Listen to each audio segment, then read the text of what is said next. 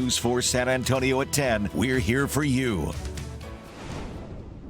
Kind of like we've been in a 7-furlong race coming around the last bend, but you can still hear the hoofbeats of the dark god of COVID behind you, and you don't want to let him give a chance to catch you. Bexar County Judge Nelson Wolff offering some colorful metaphors to describe our path forward out of the pandemic. Welcome to News 4 San Antonio at 10. I'm Robert Price. And I'm Simone D'Alba. City and county officials say we're doing well, but we could be doing better. They say it's crucial that the community turn out for COVID vaccinations. New data from the Centers for Disease Control and Prevention showing through early April, nearly 8% of people have missed their second dose. That number is up from about 3.4% earlier this year. While missed doses were expected as eligibility expanded, it's unclear why so many have not followed through to get fully vaccinated.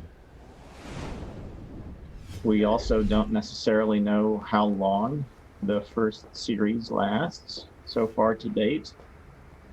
Right now, booster shots are in the works, according to both Moderna and Pfizer. Experts believe the boosters might be necessary as we continue to see new variants of COVID-19. News 4 San Antonio's Alejandra Guzman is working for Your Health tonight. She spoke with local health leaders who explained why the COVID-19 vaccine might be the new flu shot. As hundreds of thousands of San Antonians roll up their sleeves for the COVID-19 vaccines, doctors say it might not be enough. Many countries have made a lot of progress with getting people immunized. And if it continues to circulate, that means that people could potentially still be at risk if the virus changes over time. Dr. Brian Alsip, the chief medical officer for University Health, says we don't know how long the first 2 shots will protect you from the virus. The efficacy is still very high, but if that immunity only lasts for a year or so and the virus is still circulating, it may be necessary to have a booster to sort of start your immune system or to boost it up to the higher level. 55% of San Antonians have had at least 1 dose of the vaccine. 36% of you are now fully vaccinated. Dr. Alsip says we're not out of the woods yet. Herd immunity could be hard to reach. 70 to 80% of folks being immunized provides a certain level of herd immunity, and that's based on our experience with other vaccine preventable illnesses. It's making it one of the main reasons why the vaccine companies are planning ahead. The COVID vaccine could be one you get yearly, like a flu shot. The vaccine companies are trying to figure out if we develop a booster, it probably won't be the exact same vaccine that we gave the first time, but it will also be tested against the known variants. Moderna CEO says a new vaccine could be available by fall. Do you have a plan already set for healthcare workers and anybody who got the vaccine in December? We have received those recommendations from the drug companies, but we have not received those recommendations from the CDC. And so that would be the next official step to make that an actual recommendation. If that does happen, the good news is there is enough supply out there that people can get it through their normal sources.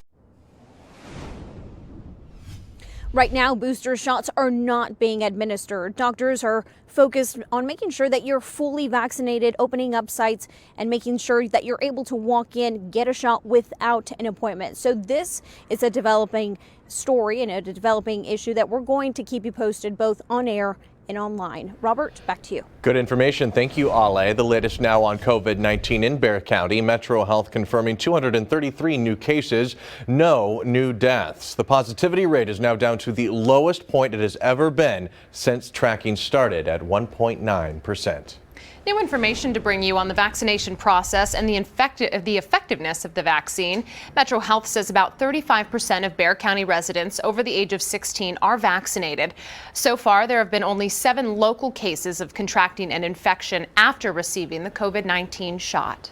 An update now on the local overflow facilities for migrant children. Bexar County Judge Nelson Wolff says the population at the Freeman Expo Hall is shrinking. So far, 129 migrant children have been placed in homes with either a relative or a sponsor. 24 have turned 18 and aged out, and another 14 kids have been transferred to a licensed facility. The contract to operate the Freeman facility is set to expire at the end of May. However, you may remember calls by Governor Abbott to shut it down after reported allegations of child abuse and unhealthy conditions inside the hall. Judge Wolff certainly remembers, and tonight he calls those claims baseless. Completely false. Now, If anything's happened since then, when he said it, there was nothing. With what do we got now? 1,802 boys still out there. Something can go wrong, but the previous allegations that he made were untrue. As for Joint Base San Antonio Lackland, where migrant children are being housed in dorms, we're told there are 369 kids there. 44 of them are isolated after testing positive for COVID. 46 kids are in the COVID ward at Freeman. An apparent bedbug infestation is making the golden years for a local senior unbearable. Her loved ones say they put in several requests to have her apartment treated by a pest control expert. Frustrated by what they say has been a slow response, they reached out to News 4 San Antonio's Darian Trotter for help. She is their source of food, and they're eating her. Dorothy Miller's loved ones are sounding the alarm about an apparent bedbug infestation that's forcing the 86-year-old out of her own home. My mother's been neglected. Tim Miller says his mother has been renting at the Ravello Apartments for seniors for 14 years. He says everything's been great until now. Cell phone video shows bedbugs crawling all over his mother's mattress, in the cracks and crevices, leaving behind a trail of droppings. These bugs are defecating blood onto the sheets, and she's sleeping on that. Both men say out of concern for Ms. Miller, they've reached out to property managers. This has been going on for just about 2 weeks now. They've known about it, and it seems like they're not too accommodating. We checked with the front office and were directed to corporate managers. When asked about bed bugs, the property manager says they've inspected Miller's apartment and have had setbacks due to scheduling conflicts. They're now planning to schedule pest control service not only for Miller's apartment, but others around hers. She's a senior citizen. We should take care of our senior citizens. Tim Miller has checked his mother into a hotel for the next couple of days while her apartment is being treated. We're told pest control arrived late tonight. Back to you, Robert. Thank you very much, Darian. Right now, a citywide dog search could land you $20,000. It's a story we first told you about back in November, but that reward has grown quite a bit since then. A veteran is still holding out hope he will find his service dog that went missing 5 months ago. Take a close look. That's Golani, the bull terrier. He was a gift to Roy after he finished serving in the military in Israel. The two were inseparable. Golani is trained to wake Roy when he's having nightmares, so the last 5 months without him have been really tough. Roy believes Golani was abducted. Another reason he's worried, Golani was supposed to have a special procedure performed on his intestines. Without that surgery, he will die. Tonight, Roy is asking for your help to find him. If they've seen anything or saw him anywhere in the park, a dog park, or they came across a breeder, they trying to breed him or anything like this in that nature, they can come forward and do the right thing and give us that tip of information. They can stay anonymous too. They don't have to expose themselves. We will make sure they're going to get the reward. Again, that reward is $20,000. Golani was last seen near the airport, 281 area. He's about 90 pounds with a black mark on his left ear. They're asking if you have any information on where Golani might be. Call that number you see right there at the bottom of your screen. Well, just some scattered clouds in our area tonight have actually allowed for a little bit of the full moon to show through. That's the pink moon that's out there tonight. And it will be dry. Now, tomorrow we have our first round of some showers and thunderstorms that will develop in spots. There's a little upper air impulse way out there in western Mexico I'm tracking. That comes in again after sunrise tomorrow. And then after that, we have a vigorous upper level trough that's going to be pivoting toward the state. That's going to induce multiple rounds of showers and thunderstorms, and some of which could be on the strong side. We're going to talk about where, when, how strong across each of our 4 zones coming up, Simone. All right, Chris, thank you. In tonight's Job Tracker, we introduce you to the family behind a veteran Black-owned business here in San Antonio. Calling themselves Team Lambert, they say they're all about service and giving back to the community. I can have up to 150 customer transactions in a day. Meet Michael and Ebony Lambert. So that's 150 possible different personalities, needs, wants, and that kind of forces you to stay on your toes. For me, it's people.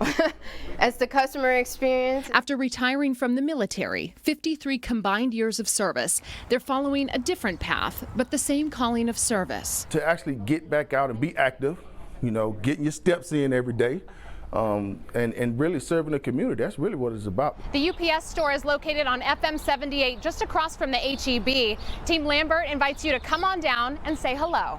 Through their UPS store, the Lamberts are giving back to the community while also working to mentor and support their employees. I just love coming to work and just being around that energy. Team Lambert. Team Lambert. Roderick is one of the employees you'll meet when you arrive at the store. When Rod walked through the door, I really didn't interview him. I hired him. Retired military himself, he fits right in. Under the Lamberts' guidance, Rod is working to one day have a store of his own. Have fun, play around with the team, and just get work done and help others. Also a big part of Team Lambert, their son, Major. He said, well, I guess we're going to the UPS store to work today, Mommy. Yes, we are. It's family day at the UPS store, which is every Sunday. The family working to help out an underserved area of San Antonio. Michael's advice for anyone trying to better themselves. If you humble yourself, that means asking questions, seeking a mentor, finding somebody having a conversation with. The Lamberts call their store a launching point for their employees, a place to work hard, focus, and build a dream of their own.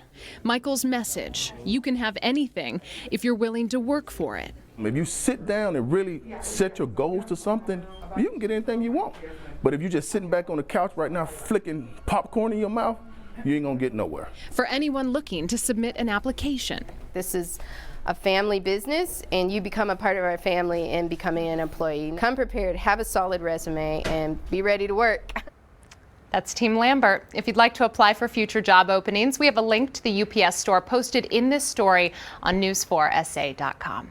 It keeps them free for cardiac arrest, chest pains, shootings, for the actual life-threatening calls. Rescuing 911, the new technology the San Antonio Fire Department is using, trying to reduce unnecessary ambulance runs. Women across the country sharing a similar experience after receiving the COVID-19 vaccine shot.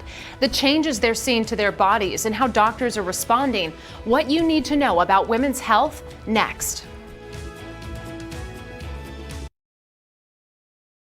Ambulance ride when you don't really need one can be expensive for you. It also ties up crews that could be responding to life-threatening emergencies. In tonight's Show Me Your Bill report, troubleshooter Jay Avila demonstrates how the San Antonio Fire Department is trying to reduce unnecessary ambulance runs.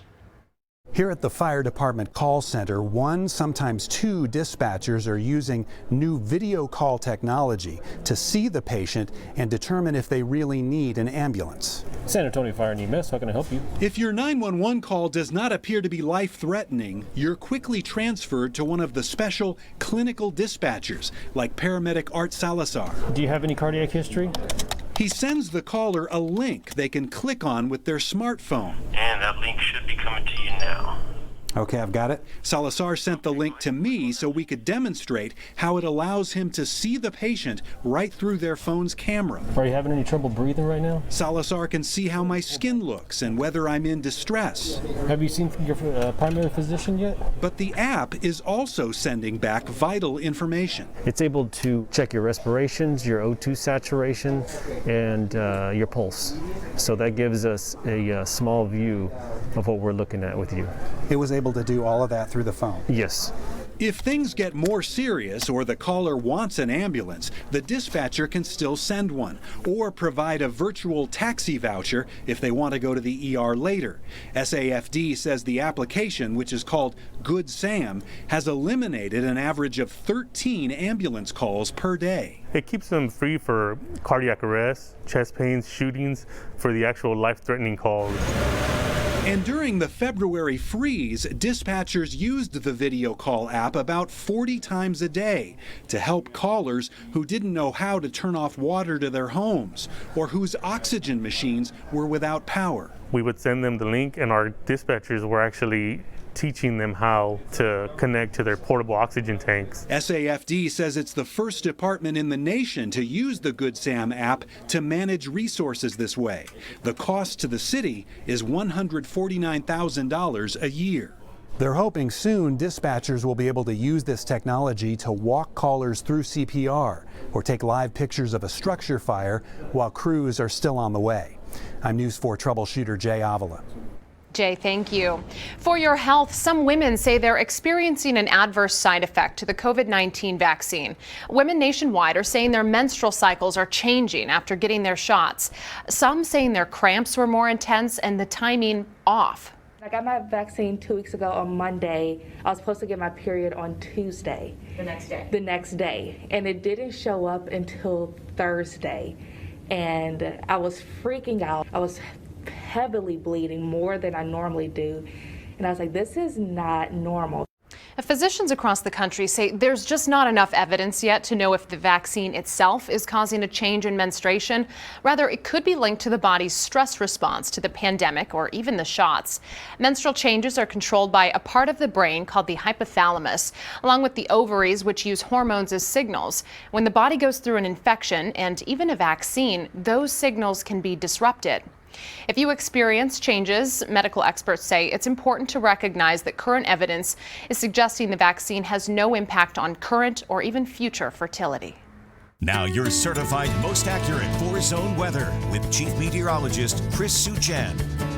All right, well, outside we go here on this Monday evening. Patchy clouds, world car weather cam view, and it is a mild, breezy night, a little humid. 73 after a high today of 87 degrees. You see we have the southeast wind still sustained around 14 miles per hour and dew point in the mid-60s. So pretty sticky out there. It's not going to be a terribly big drop off with our temperature tonight.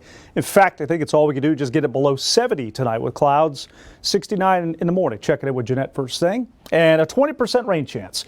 It goes up a little bit late morning to lunchtime. In the middle of the day, you're going to have a little impulse that's going to move by. I think it's going to be just enough to kick up a couple of showers or a thunderstorm, which is round one of what will be multiple opportunities for showers and storms in the days ahead here. Right now, again, you can see just the scattered clouds flowing overhead way out there across Mexico toward the Pacific is what we call a lead impulse. So this is the big driver of everything that's heading our way. It's our next weather maker this week, big upper low. And there's this little weak impulse that's zipping out ahead of it. And I think that's going to be pushing right overhead tomorrow. And that'll be the catalyst to get a couple of showers or storms going here. So put a 30% chance in for it. Instability is not terribly impressive in the middle of the day. There's a little bit of instability. So I can't ever quite rule out that we wouldn't get a severe storm, but it's not certainly a jaw-dropping amount of instability, and the more you have, the stronger the storm updrafts are for big, severe storms.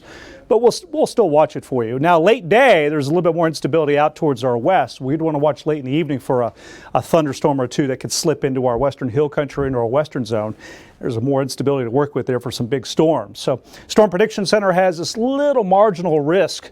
Level 1 severe risk into Bexar County and San Antonio, and then it's a level 2 severe risk further west. This is where there's just a little bit better chance to get a severe storm.